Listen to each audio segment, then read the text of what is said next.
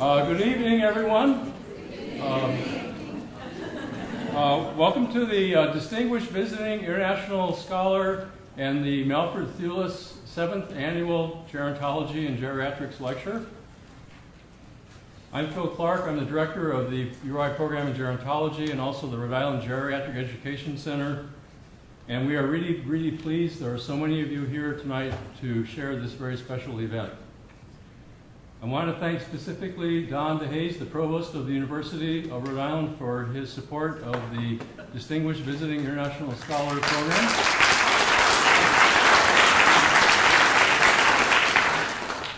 Also want to thank our co-sponsors, the URI College of Human Science and Services, the URI program in Gerontology, and also the Rhode Island Geriatric Education Center.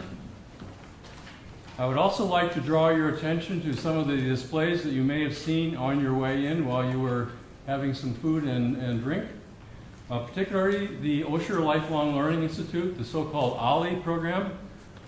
You'll see people wearing Ask Me About OLLI. So if you're interested in our lifelong learning program for adults 50 and older, so when you turn 50, you can be a member of our Osher Lifelong Learning program and participate in many of our special events and activities. And we would invite you to take a look at that if you haven't already done that at the end of the lecture.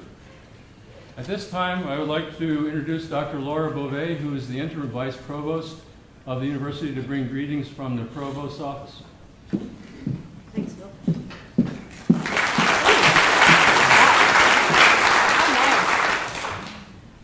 Thank you. I think they gave this to me because I look like I'm over 50. So. But on behalf of the provost, he couldn't be here tonight, but I want to welcome all of you here. I know there's a lot of people from the community. There are students here, faculty, so I welcome all of you. And to our special guest tonight, Professor Kolbein Lyng from Norway, Velkommen. Thank you. That's the extent of my Norwegian. I want to tell you a little bit about the program, the Distinguished International Visiting Scholars Program. It's a relatively new program. We've instituted it about 3 years ago, but it's been very successful so far in terms of bringing in distinguished international scholars from around the world. We have had people who have come from Africa to share their work on gender and economic development. We have had people from England share their research on health, nutrition, exercise science, medicinal chemistry, a professor from Pakistan. We have had political science and economic scholar here from the Ukraine. And we also have had from Lyon, France, a professor who spoke to us and visited us and worked with students on aesthetics, philosophy, and media. We have also had a distinguished president of a Switzerland school who talked to us about neuroscience, and also a landscape architect. So we've had quite a variety of different scholars here, and we are very pleased with regard to the turnout that happens when we bring students, faculty, and our international scholars together. So in this program, we're hoping to build our global competence.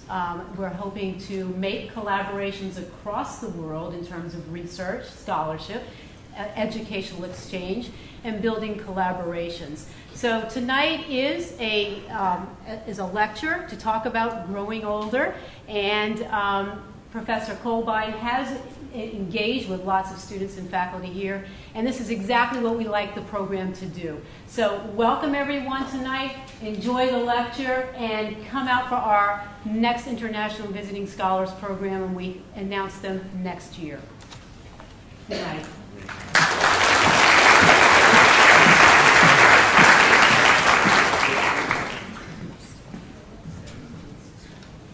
Thank you, Laura. I also want to mention that this lecture tonight is also named after Dr. Malford Thewlis.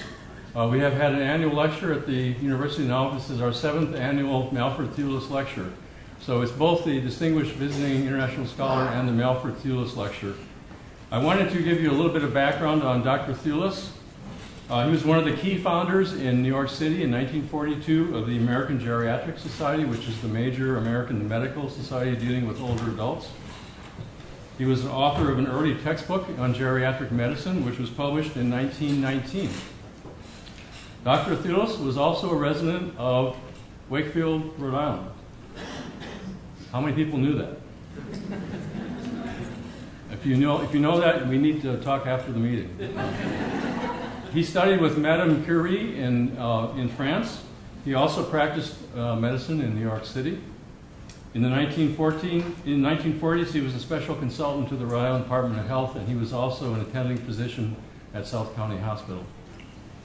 After his death, in a book in his library was found a copy of his letterhead. It said, Malford Thewlis, MD, New York, Paris, Wakefield. Now it gives me great pleasure to introduce our distinguished visiting international scholar for this evening, Professor Kolbein Lyng.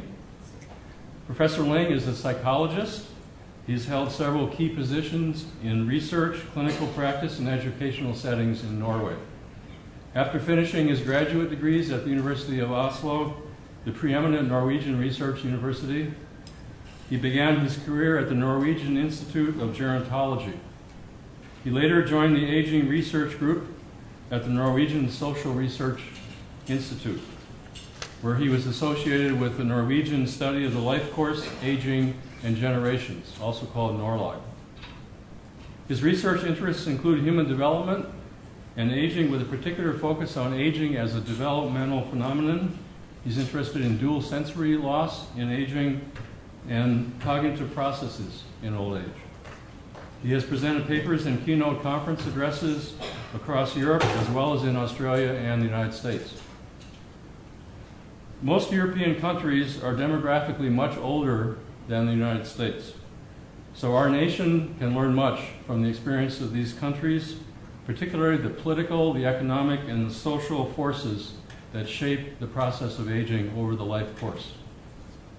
In this spirit, the title of Professor Lyng's lecture is Growing Older. What can we learn from Norway and the Norwegians? Please welcome Dr. Kolbein Lyng.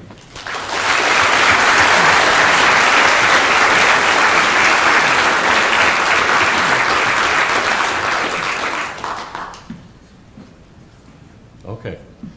Thank you very much.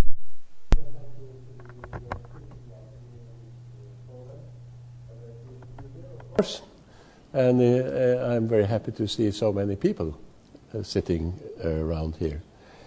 Well, as I'm coming, you have now seen already a bit of pictures from the area where I'm living and where Molde University College is situated. And it's surely a very beautiful area. And what I want to say something about today is I'll try to bring something about the context that aging takes place in Norway.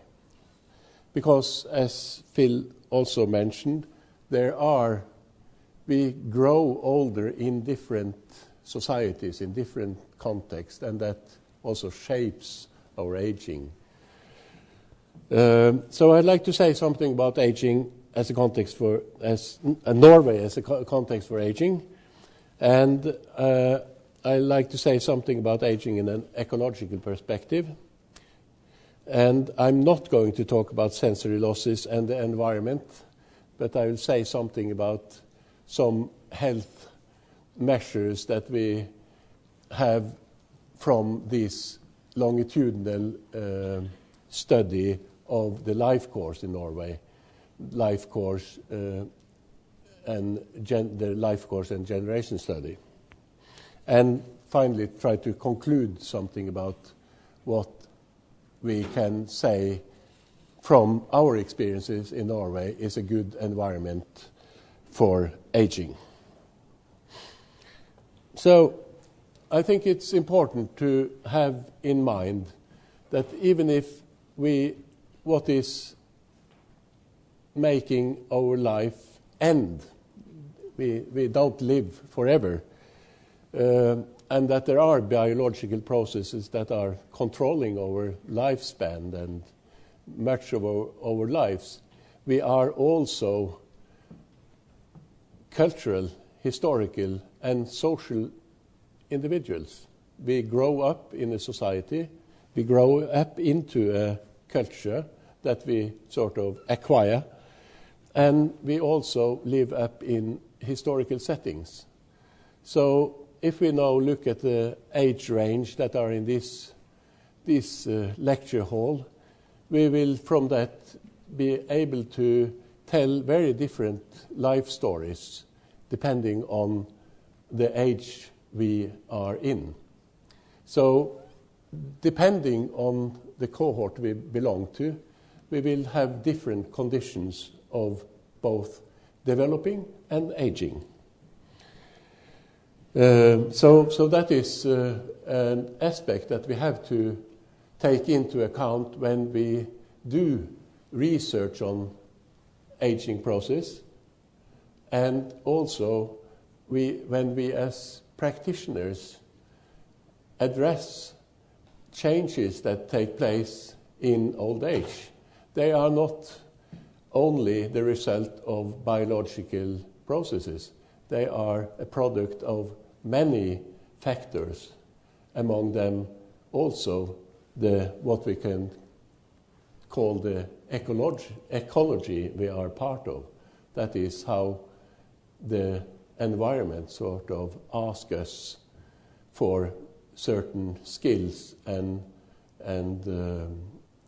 performances. So if we don't have these demands in the environment, our skills will also deteriorate. So it is a fine balance between these demands that we need around us and the skills we have, and they should be balanced in a way that make it possible for us also to develop over the whole lifespan. And it's well documented now that there are developmental processes going through the whole lifespan, and this can also be demonstrated on the level of the brain through plasticity, that the brain in fact changes independent on how old you are if you are a healthy old individual.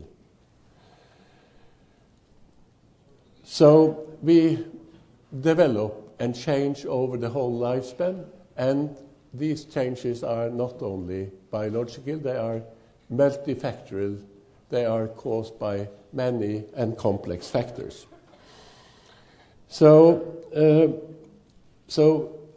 I would like to mention the Norwegian painter Håkon Bleken. He is one of the most prominent Norwegian painters. He turned 83 now a couple of weeks ago, and then he was interviewed in the television and the radio, of course, and he was asked about how he was working with his art.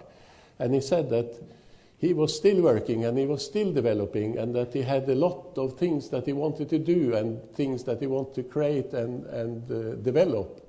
But he was most concerned about one thing, and that was that he had so little time left. So we, of course, when we get old, most of our biographies are behind us, and the time prospects are, of course, get shorter and shorter. But that doesn't mean that we can't change and that we can't be creative and develop. I think that is something that also old people has to put on their mind, that it is possible to develop, and we shouldn't fall into the stereotype and believing that when we get older there is no hope anymore. We just have to look around on the variety of people that create a lot of things in old age. Remember Miro's carpets that he created in his 80s, Picasso's work that was full of creativity already, even in his 90s.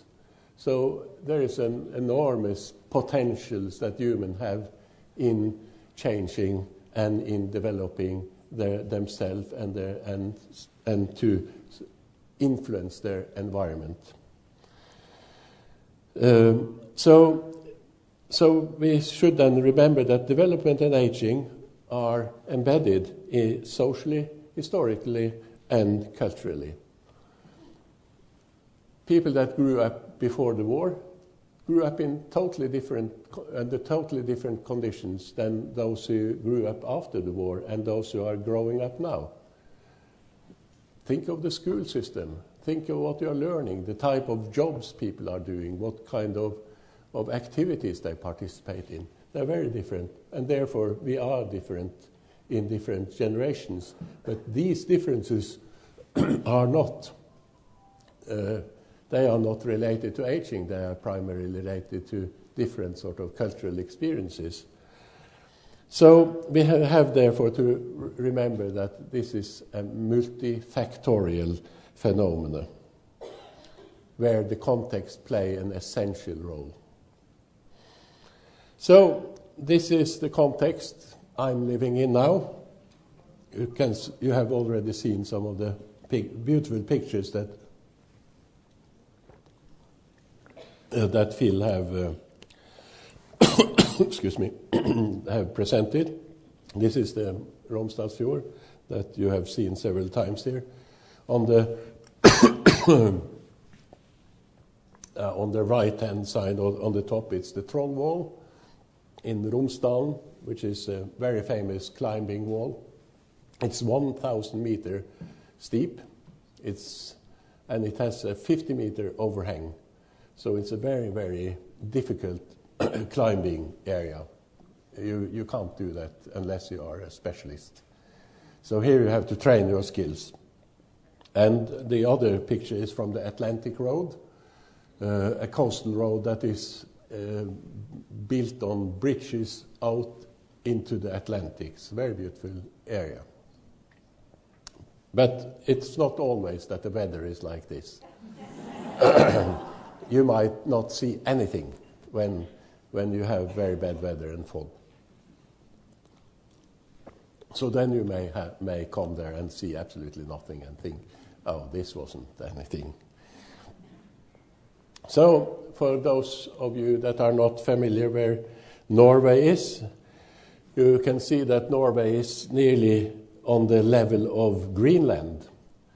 And if we didn't have this Gulf Stream, we would not be living there. Then it would be ice and cold. So we hope that the Gulf Stream is still going to function, that the ecological situation with the global heating is not turning it off, because then Norwegians have to find somewhere else to live. Then it will be very, very cold.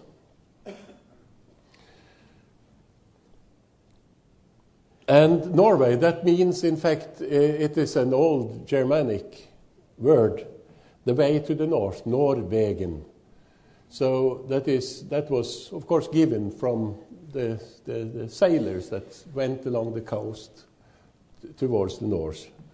And the country was, of course, then, as most countries were, small kingdoms distributed. So, and Norway was gathered into one state in 1872. In 872, so that is, in fact, a quite old state. And as I know here in America, in North America, Norwegians, of course, want to show that we have had a very early relationship to this continent through the Vikings. Because the Vikings were explorers, they sailed around the world, and as you can see, there is a route here going west, across south of Iceland, where they settled in the 18th century, in the 8th century, and then they moved on further to Greenland and to Newfoundland, to what was by the Vikings called Vinland, that for many years became an obscurity, in the sense that they thought it was something that had to do with wine. But it wasn't related to wine at all. It was related to green fields. That is what vin means in the Old Nordic language. And when that was when the sagas were interpreted that way, then it was also discovered where the first Norwegian settlers had made their houses. So you can see that Norwegians has been traveling people. And here you can see a picture of that is from the turn of the 19th century, where it's a painting of Christian Krogh that shows Leif Eriksson discovering America 500 years before Columbus. So he is pointing. There is land. Yeah. And we have a huge immigration to America, in fact, of Norwegians. Between 1936 and 1915, it was 750 Norwegians that traveled over, that immigrated to America. And you can see the traces of them in the high amount of Norwegian people with Norwegian ancestors in Minnesota, Wisconsin, and North Dakota in particular. And probably one of the most symbolic buildings here is the St. Olav's College in Northfield, Minnesota. There are 4.5 million Americans that has Norwegian ancestors. And it contains, in fact, and that is 2% of the whole American population, the population in the U.S. And the highest percentage we find in North Dakota with 193,000, and 20% in Minnesota. So there are still a lot of things that are reminiscence from these immigrants.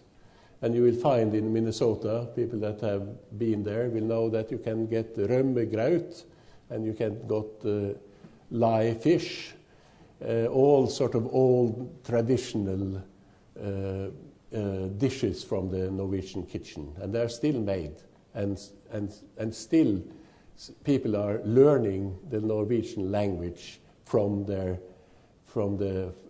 former generation. But this is probably now coming to an end, I'm afraid. So you could find all kinds of dialects in these areas spoken like they were spoken in the beginning of the 20th century, or the turn of the 20th century. Not the way they will speak today. So, and Norway is, of course, as you could see, it's a long country, and it's not very, very densely populated. Now it is approximately 5 million in Norway, and we have 12.5 square kilometers each when we sort of divide out the whole area. So we have plenty of space. And therefore, of course, we see now a lot of immigration from the more densely populated areas of Norway, of Europe. There's a lot of people that's coming from Netherlands and settle in Norway. And they settle in the most remote places they can find. And that's very good, because we need people that go into the districts to sort of fill up the whole country. And there's lack of special trained craftsmen. When it comes to ethnicity in Norway, it's a sort of, to a large extent, a monocultural society. It's 86.2% is Norwegians. There is an indigenous population of Sami people that you probably are familiar with, that lives on the northern part of both Norway, Finland, Sweden, and in Russia, that belongs to the same sort of people. And there are, of course, other ethnic groups too, of nearly 12%. The economy, as you probably will know, that the Norwegian economy is good. It's very healthy, and we have seen relatively little impact of the economical crisis. When we look upon the gross product, of course, then it's much lower than in America. But when we look upon the productivity per capita, we will see that we are doing very well. We do, in fact, better than the US. When I put up the Gini index here is to illustrate a phenomena that is important for the Norwegian society, and that is because the Gini index is an index for similarity in a society. So the lower, it's a score between 0 and 1, and Norway is a country with great deal of similarity. So the differences between people in economical standard and so are not very big. But in general, it's high. And we also come very well out on this Human Development Index, where we in fact are the first that was in 2011, I think, this measure. And there's a lot of these kind of measures. You have the UN that do this, and the WHO that do this quality of life assessments regularly, and we are sharing the medals with Canada and Australia nearly every year. So they are the three countries that are sort of being the best, having the best scores on quality of life.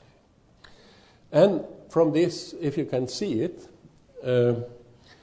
this is the unemployment rate in Norway, or from, what did it say? Yeah. I think it's up to 2010, this. And what we see, the lower part is the age between 55 and 74. That is the lilac line. And then we have between 25 and 54, I think. And the blue one at the top is from 15 to 19. And what you can read out of this is that in the senior generation, the participation rate is very high. It's only 2%-3% of unemployment. And on the average, it is 3%, between 3 and 4%, which is a very, very good score, you could say, because that means that nearly everyone is working and having an income. So that's a good index for how productive, of course, a society is too. And these are things you probably already know, that Norway is a unitary parliamentary constitutional monarchy with King Harald V as the king, and we have the prime minister is Jens Stoltenberg from the Social Democratic Party, and he leads the red-green coalition. So what I now want to try to say something about is something that is maybe you have heard about, but perhaps don't know too much details about, and that is the so-called Nordic model, the Nordic welfare model. And I'll try to go through what is characterizing this model and how it's funded.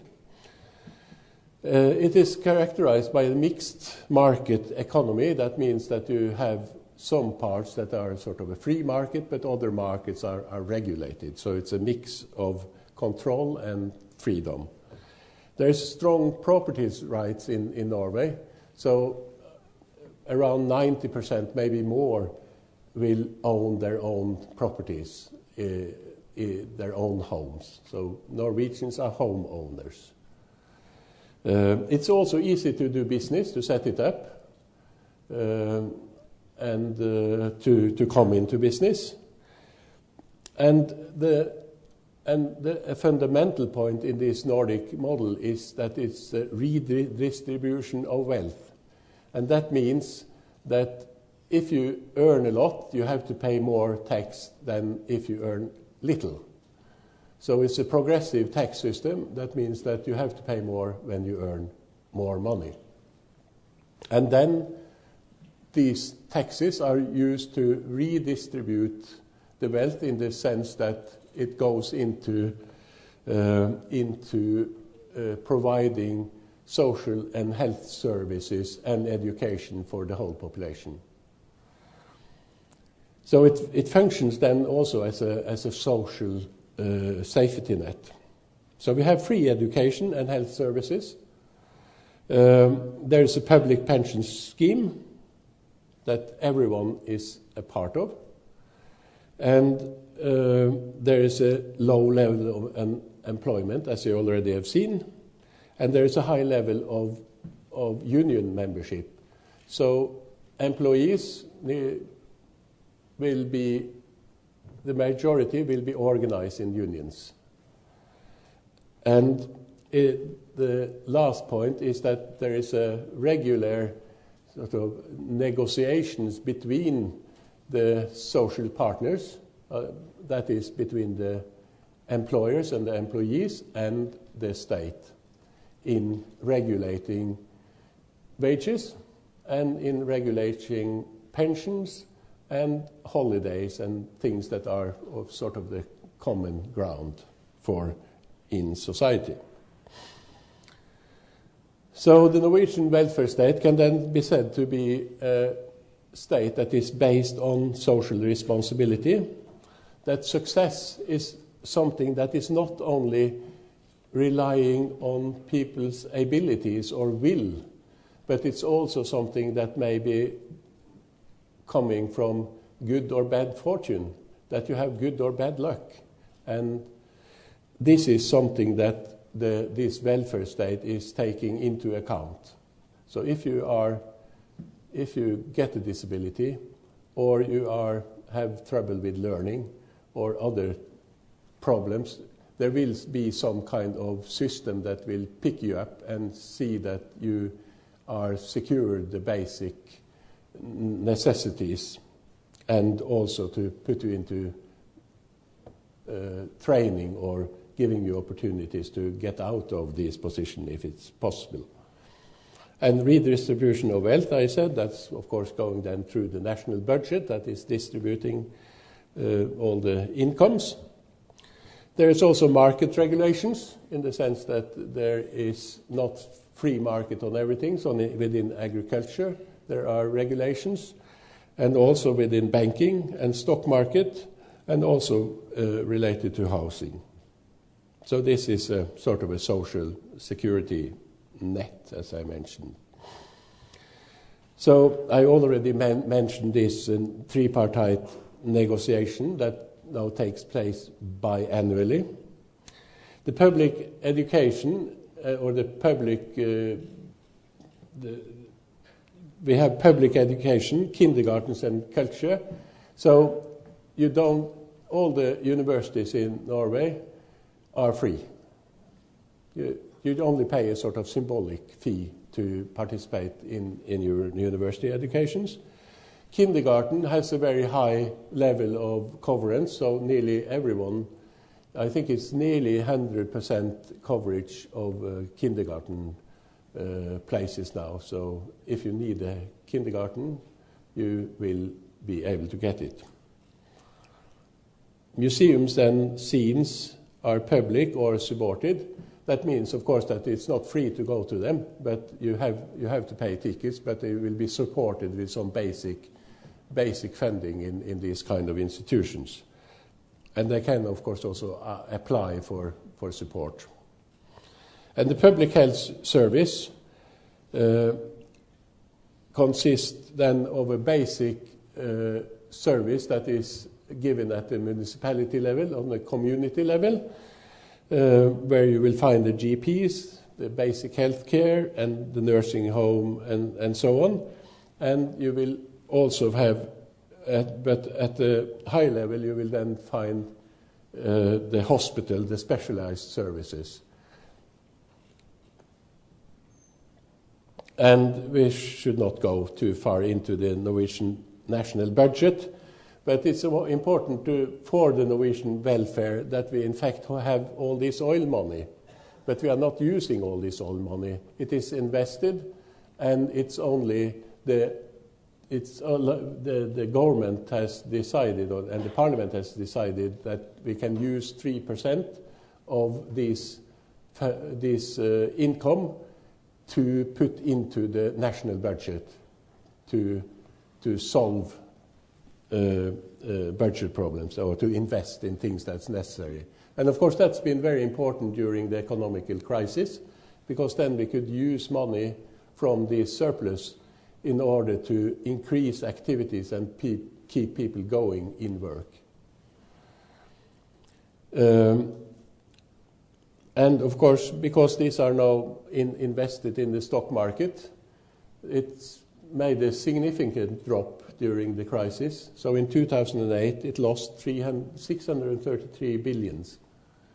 And if you go to the Bank of Norway on the internet, you can look at investments there, and you will see how this fund is moving up and down according to how the speculators find these shares interesting or not. It's not the values that are going up, of course, and down. It's simply the speculation that is reflected in these up and down going. We have... okay, this has come in where it shouldn't be. But let me now see. Yeah, I think I'll just jump to the next, that will cover it. It's something with the heading that's gone wrong. Pension aid and retirement is, of course, fundamental for successful aging. And we have something called avtalefestet pensjon in Norwegian that was established in 1988. And you can translate it with negotiated early pension. So that was also something that was negotiated between the partners. And that means that you have a flexible retirement between 62 and 67. 67 has been the age where you could retire in Norway. And you would have to, has been a mandatory age of 70.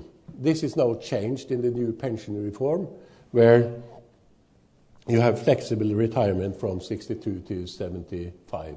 And that means that if you are tired and are sort of worn out and can't function properly in your work, you can go on let's say 4 days or 3 days a week and have the rest take the rest out as your pension through your pension.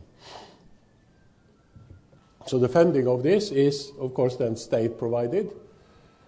It has a basic pension scheme that allows everyone, every Norwegian citizen, to get a basic pension. And so even if you don't work, you will get this basic pension. And as you earn money and work, you will get extra points that will sort of raise your pension. But it will only raise your pension up to a certain level, and that is 8 times these basic pensions. That's the top you can get in pension.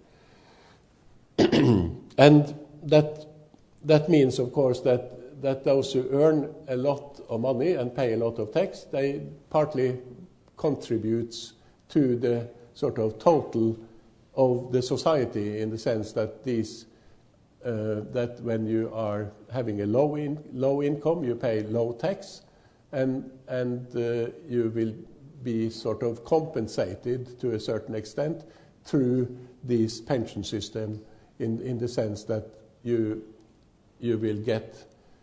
get less if you earn very much, but still you will have quite a very, very good pension, but you won't have billions, of course. You might have, I think the top now would be around seven, maybe up to 800,000 Norwegian kroner, which is very, very good, in fact. So it's again then this redistribution idea that is going through this. So, and until 2012, it hasn't been mandatory to set up private pension schemes. So now every private business have to set up a pension scheme for their employees. So for me, that's working at the university and employed by the state, I will have 66% of my salary when I retire. And I will have it for the rest of my life, which is a very good pension system, I think. I am not sure about how it is in the private sector, because it will always be variations in it. There will be pension schemes that are much better than the public sector, and there are probably pension schemes that are worse. But I can't say that in detail. But now it is mandatory to have these kind of pension schemes also in private sector. When we move to the health and care system, it is based on some legislation, of course. And there are three important laws here. It's the Social Care Act, it is the National Insurance Act, and it's the Hospital Act. and probably the most important of these acts is this National Insurance Act, or Folketrygdloven, as it's called in Norwegian. That was established in 1967, and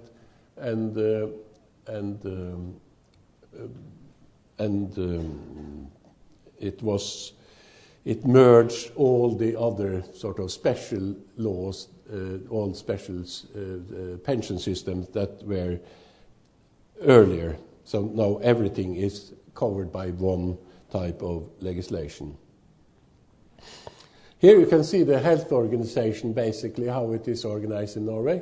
The government, of course, have all their ministers, and if we now look at the Ministry of Health and Care Services, this is of course headed by the minister for this field.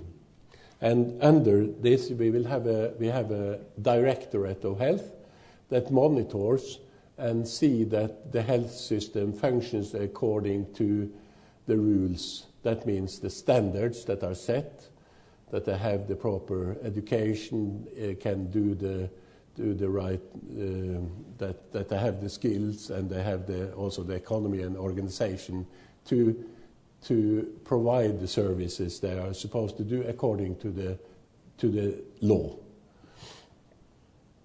And this also regulates and controls the GP system.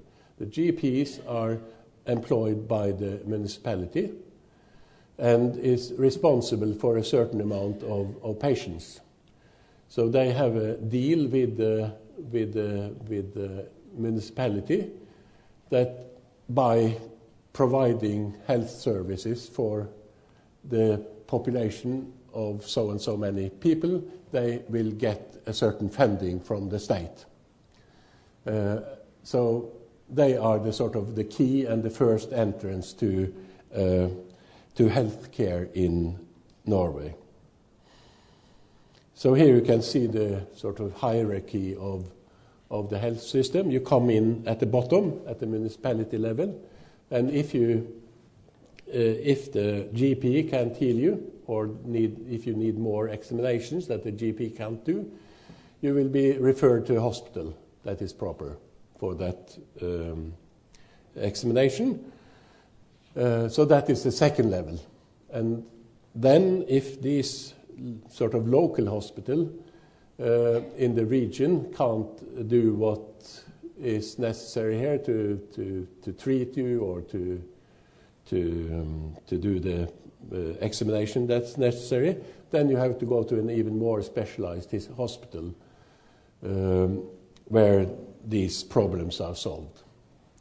So when you then sort of walk through this system, it is the GP that is supposed to control and have the overview of all these activities. It's also important to remember that because these are free healthcare, you don't have to pay very much. You have to pay something. So you have to pay up to $300 a year, but costs over $300 will be free. So everyone every year will have to finance or to pay for their own health care up to $300. But if you need health care that is worth more than that, then it's free. So that, of course, makes it possible for everyone to have a decent health service. You don't have to go into expensive sort of insurance systems. You pay this by your tax. So everything of this is then based on the taxation of your income.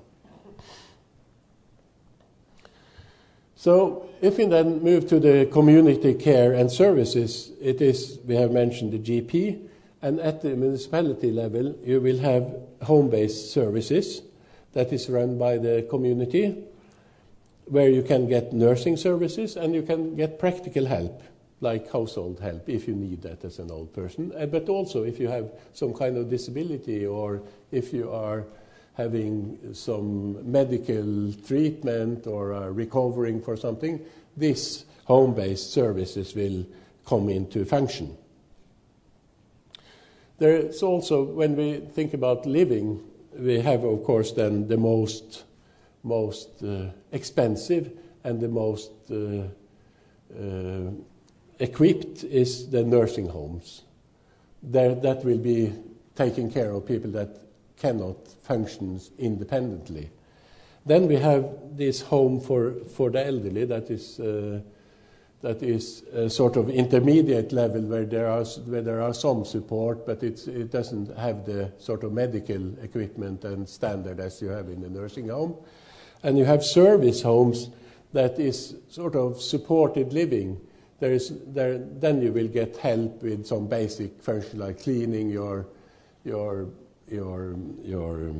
flat, or you can have some other support that people can go get, do the shopping for you and things like that. So that's a level with high level of independence, but where you get some assistance. You may also get food. And we have also the centers for the elderly, of course, or senior centers.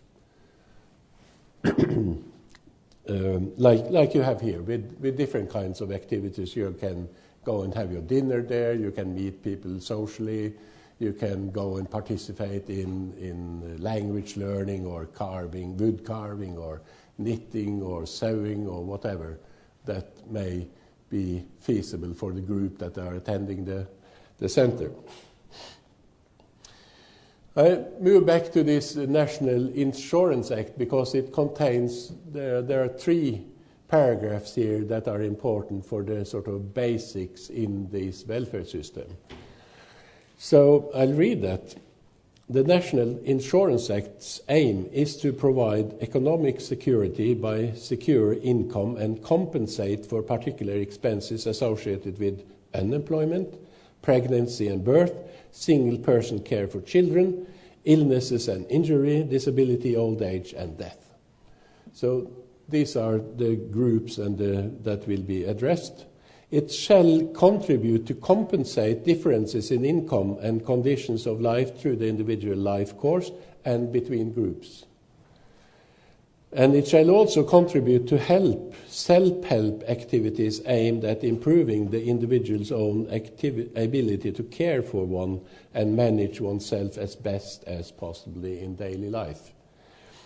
So it's not only that it's a support system that can give you economical support when your income fails, or you have a disability, or you have an injury, or these kind of things, but it should also contribute to bring the person into a position where he can come back to the situation where he can or she can be self-sufficient, to get back into work and to get function back. So it has these two aspects. It's the sort of rehabilitation and sort of recirculating, and the other is that you secure the economic basis for life, because we need an economic basis for life. We can't live without money in modern societies. If I should summarize some of the trends in the Norwegian health and care, social care in Norway, we have seen a movement or a change from what could be called specialized services, because when these welfare models were built up, it was also built up not only around the pension system and these things, but disability was, of course, a central issue. So people with hearing disorder, in particular then deaf children and blind children, and children with intellectual disability, with autism, or these kind of lifelong disabilities, they got their own care systems that will give all kinds of care. They will give the medical care, the social care, and all this in special institutions. And as you will probably be familiar with, in the 80s, it was a sort of great change in this attitude in not only in Norway, but I think all over the world, that said that if we want people with disability to become citizens, then they have to be part of the general system that other so-called normal people get their services through. So this was called the so-called normalization wave. So now people with disabilities will get the main support and through the ordinary system, care and health system. And I think we can also see that there is a move from care in nursing homes and homes to the elderly towards more home-based care. So it's been a slogan for many years in Norway that you should live in your home as long as you can. So institutions has to a large extent been built down, and instead home services has been built up in this as a consequence of this view. And of course this is a difficult balance, because you will always have, there will be necessary to have institutions that have a high level of care, but it's of course difficult to sort of know exactly how many institution places we need. And of course it's also a continuous discussion from these different positions, that there are people that of course also mean that we should not have nursing homes at all, and that all care should be in home-based. The third point is that this hospital system that originally was owned and administered and controlled by the counties, were in the 90s taken over by the state and reorganized in a way that created large sort of regional systems owned by the state, but that were out of sort of parliamentary control. So the discussions now in Norway is about whether the hospitals should go back to the counties, because many people feel that now the decisions about people's health in the county is not decided by people that are elected by the people, the parliament of the county, but it's decided by a board that is appointed by a minister, which of course is very, very different. So I think we will probably see a change in this. Also because the hospital, the idea, when these changes took place, it was also these hospitals were established based nearly only on a business model about earning money and to see that the budgets are the essential thing. That has created quite a lot of not very pleasant things, in fact. So, and there has been also a bit of ministerial and parliamentary reports about the care in Norway, and they have pointed to a few things. One is that the care system needs better education. It needs higher educated staff. And the other is that it's needed to increase or level up the status of work, of care work, which in Norway is not very high status, and it's not very well paid.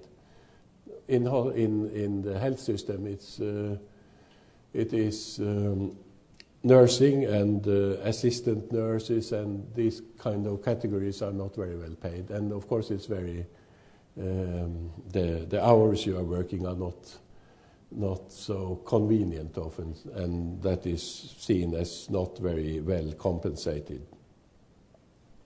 The other side of this coin is that there has been argued that we have to raise the voice of the patients, and when we are talking about old people, it's the voice of old people. It's the question. And that is how we are not clever enough to sort of being able to recognize the variations in interest, values, and needs that the single patient has in these care systems. So it has had a tendency to be very routinized, and that everyone will sort of be treated exactly the same way, which of course is not very good care, because everyone is different, and also that when we think of old people, there is no problem with all these old people that have the ability to let their voice be heard, that they know what they need. But it's a huge population of old people that doesn't have very clear ideas of what their needs are.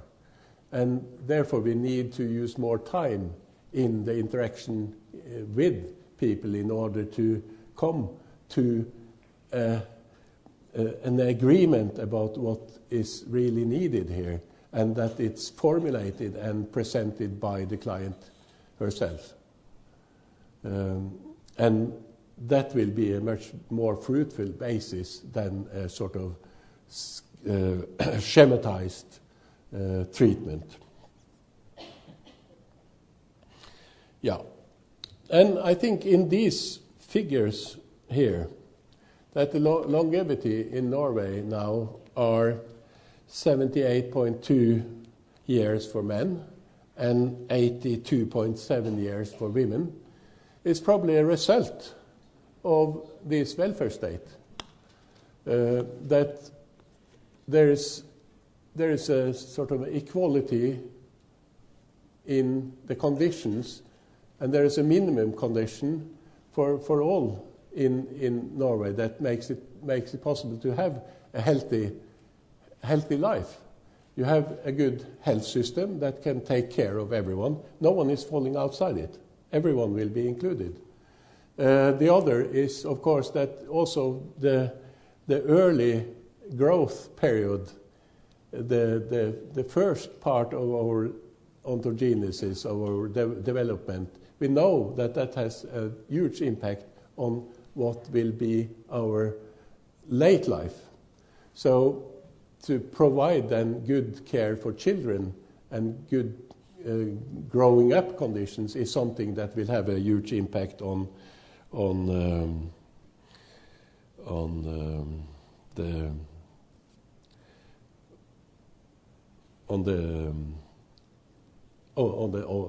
old age. And had an interesting discussion with you about the genetic part of this too, that can also support a position that to provide good environment in the first period of life has consequences for later life. So it's a very good investment.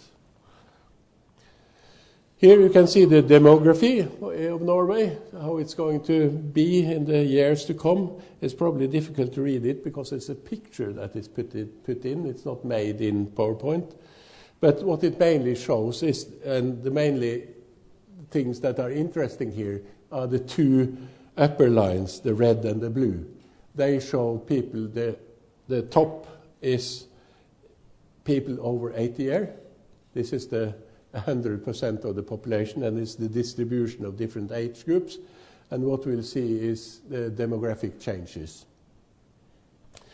Those over 80 is the group on the top, and then comes between 67 and 79, under the blue, and the rest is not so interesting. The point here is that we will see a tremendous increase in the number of people over 80 years. It will double from now to 2050. And of course, with that follows also a lot of problems, because when you get 80, things started to be often to be difficult. Then you will see an increase in morbidity, and and consequently you will also be in need of much more care. So the care expenses in 2050 will be something very, very different than they are today. So today we have the chance to build up a care and health system that can take care of this. We have 20 years to do it. So why not start doing it? And then be prepared for the kind of care that we need, and also to try to establish lifestyles that can provide healthy aging. So in Norway today, the population over 80 is approximately 300,000. In 2050, it will be 600,000, and that's as many people as are living in the capital city of Oslo today. I think that's worth thinking of. And I think that if we now should summarize something here from this, is that the important thing here is to protect the welfare state, and to see that we can create a society where there are roles for many activities for everyone. And therefore I think the sort of intergenerational possibilities are essential. Because what we'll see in many societies now is that there is a strong segregation between generations. And what is often following that is ageism. Both that old people have very strong stereotypes about young, and young people have totally incorrect perceptions of old people. So the best way we can do this is that we see that people are exposed to each other and can learn from each other. And of course also then that we in the psychosocial environment can create environments that both adapt to and challenges the individual. And there I think the institution in particular have a big challenge, because when you think about nursing homes or these kind of institutions, you will find that all sort of affordances are taken away. There is no demand to remember anything. You hardly have to walk. You don't have to think. There is nothing that is challenging your mental capacities, and there is very little that challenges your physical capacities either. So if we think that we are a product of our skills and abilities, and that we need to practice them, then we have to create an environment where these practice is possible. So I remember I met a quite famous American psychologist that said that what we needed for old people is to create all kinds of crossword clubs and chess playing sessions and all these kind of things so they could keep their mental fit.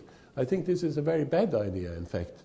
What we need is a society that requires old people to be active and to participate in the society in large, and by that to keep their mental fit and physically fit. Because there's a lot of things that old people know and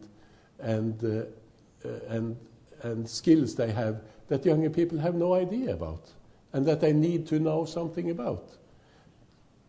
Wisdom is a sort of capability that has been given a sort of a revival 20 years ago now, I think, from the Berlin group of Paul Baltes, where I think that is worth thinking of, because what they sort of highlighted in the putting up wisdom again was that it's only life and lived life that can give people the necessary experience and skills about life. You can't read about life. You can, of course, read something, but you also have to experience life. So a wise person will be an old person, because there are some experience you have to be wise. And I think it's important that we see people, old people, as wise, and also that old people see themselves as wise, that the knowledge that you have is something that is worth something, even if you don't manage computer technology. There is a lot of other technology and human technology to be able to advise younger people in life questions. It's something that you need these kind of skills and experiences to do. So therefore we need places where these kind of skills and knowledge can be appreciated and used. And then we don't need crossword clubs. It's fine I like to do crossword myself, but I don't think that is contributing very much. The Norwegian society has always been looked upon as something of a collectivistic society, and of course with new generations these are now changing a bit. So if you now look at this figure, you will see 4 age groups here and the curve, and it's a value on the axis, the y-axis going up, that shows that the collectivistic values are primarily, they are held to a larger degree by the elderly, and it's less collectivistic values among the younger. So that is, of course, something that probably will change the Norwegian society, in that we'll see more individualism and less collectivism. Which, of course, is a bit sad, but I think you may also be able to see that some of these, it's very, very, very deep in the Norwegian society, I think, these collectivistic ideas that we have to help each other, and that there shouldn't be too big differences between people in our society.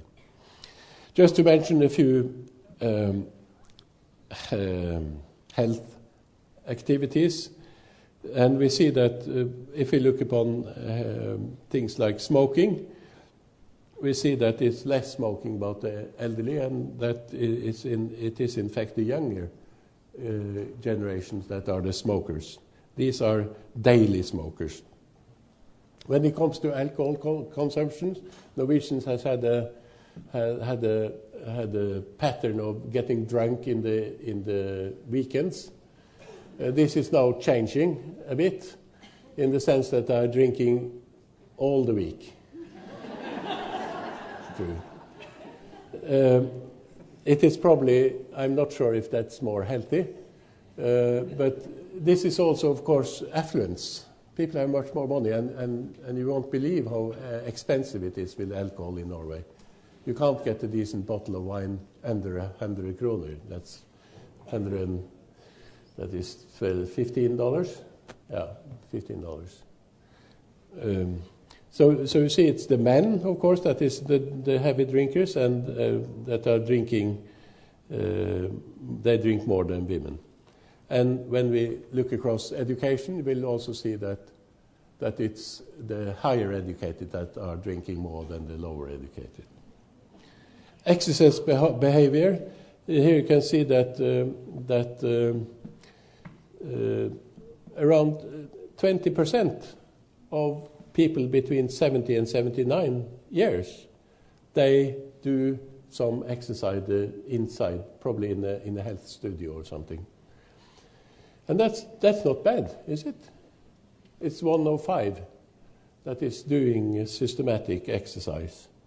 And we'll see that this is more frequent in the towns than in the more rural areas.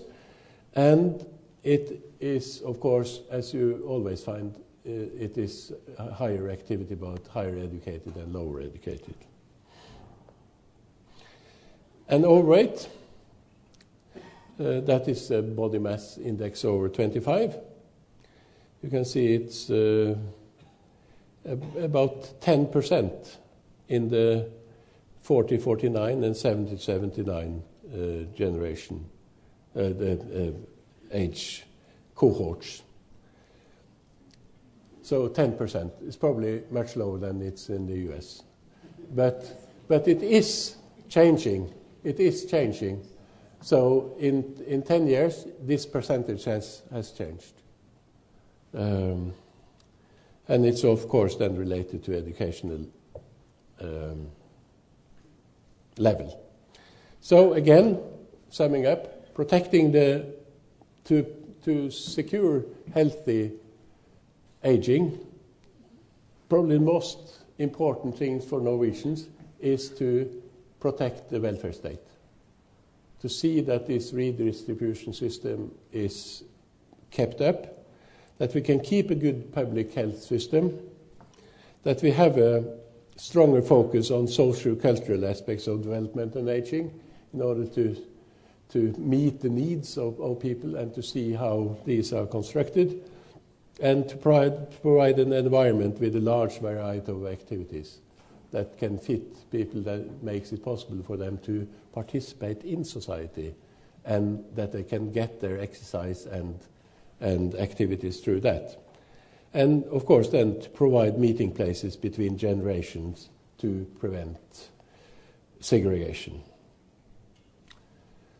That was what I had to say, but I will recommend the book to those who like to read more about this sort of statistics and that has, in fact, in a very interesting book, it's Wilkinson and Wislet that has written this book called The Spirit Level, with the undertitle Why Equality is a Benefit for Everyone. I'm not exactly sure about the title, but that goes through a lot of statistics that demonstrate that these kind of welfare states that has a lower range of differences also has an outcome of health that is unique for everyone, not only for those on the lower classes, but also for everyone. So thank you for your attention.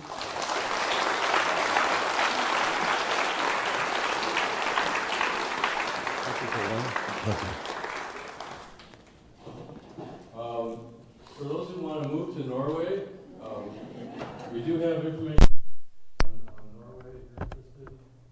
There is a flight leaving tomorrow morning. I think some of us would prefer that we move to Norway.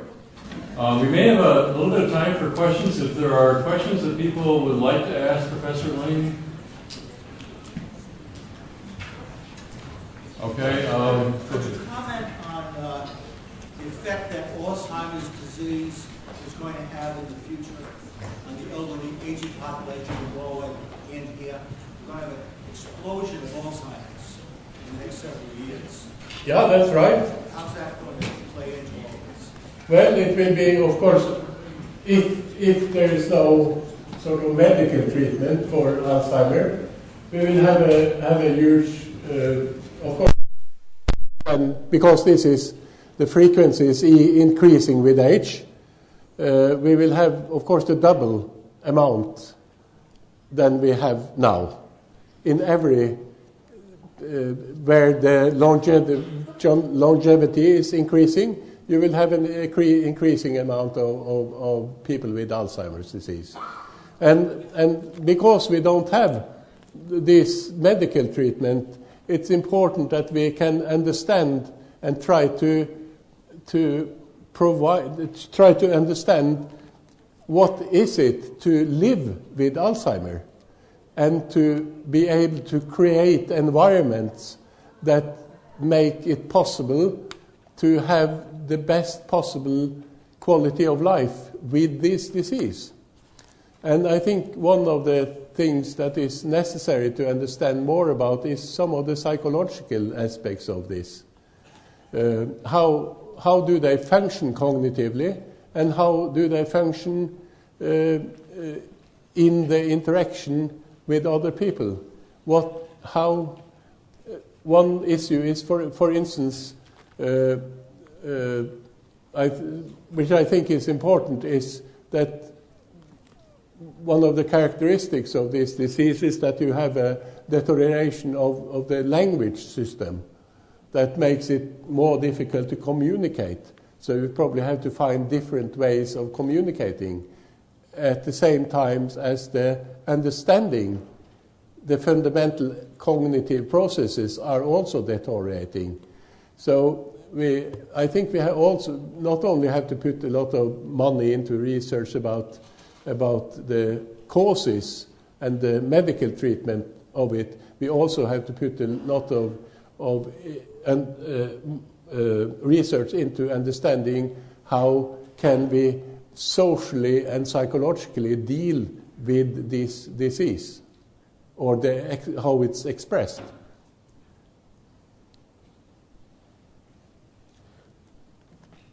Yep. A question about how does Norway treat the military systems? Is that incorporated in the civilian schemes, or do they have a separate scheme altogether?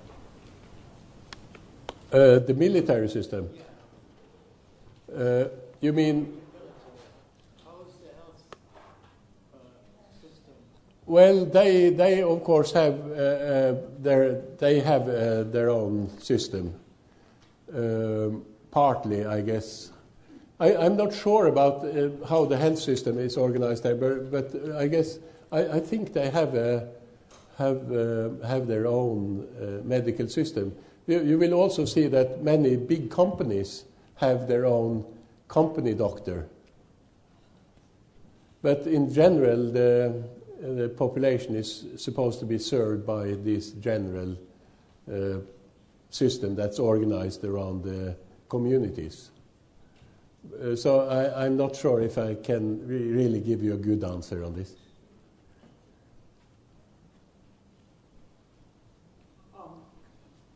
Could you comment on what percentage of the gross domestic product in Norway goes to the health care compared to the United States? Because the United States is very concerned about the costs of all of this. Yeah. And if they're different, why are they different? Oh, that is a very difficult economic question that I'm not sure if I'm able to answer.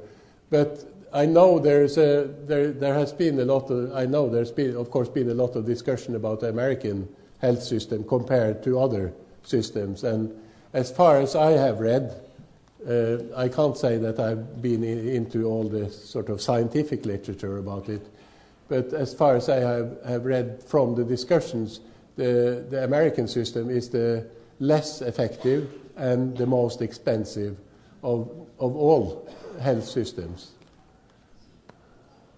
We've heard that, and I don't know why. So why? I mean, so this sounds like a very wonderful healthcare system, and why are costs? How can the costs are controlled? Yeah,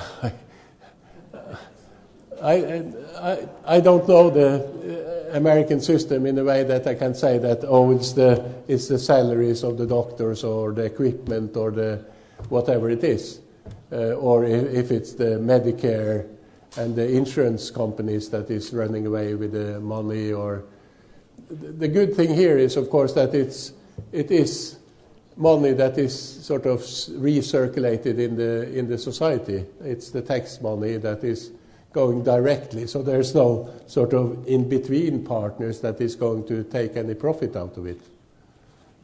It's supposed to be a non-profit system, simply. I think we have time for maybe one more question. It does not seem like the average lifespan of men and women in Norway is very much different from that of here in the U.S. And I'm wondering if you could speak to the quality of life in the aging process in Norway with respect to chronic diseases like heart disease, stroke, and so on. Is the quality of life for Norwegians, perhaps, are those diseases less prevalent in Norway than they are here? No, I can't believe that. I would guess that the prevalence is more or less the same. Of course, if you have a heart disease, or if you have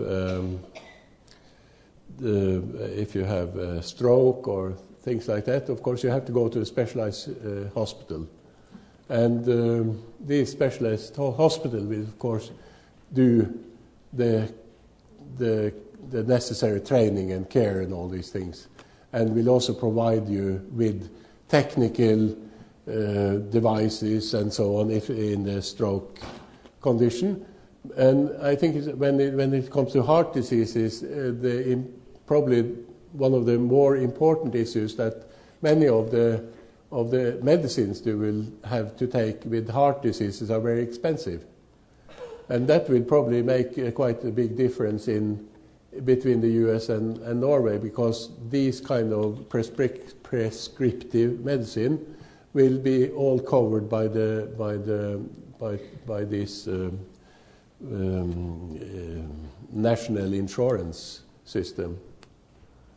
And I remember when I was in Russia a couple of years ago. Now it's 10 years ago now, and that when this system broke down, then the average age of men dropped to 57, 59 years. That was the life expectancy, and the reason for that was that the hospital system and the emergency system didn't work anymore. So everyone that had a heart attack died. So of course there are many factors, and of course if you don't have money for medicine, what can you do? You can't make them yourself. I think we'll have to end the questions. If you have specific questions later, I'm sure that Professor Lyng could say a bit and ask if you have specific things you want to talk about. I want to first thank you all for coming this evening, and I also want to thank Professor Kolbein for being our distinguished lecturer tonight. Thank you.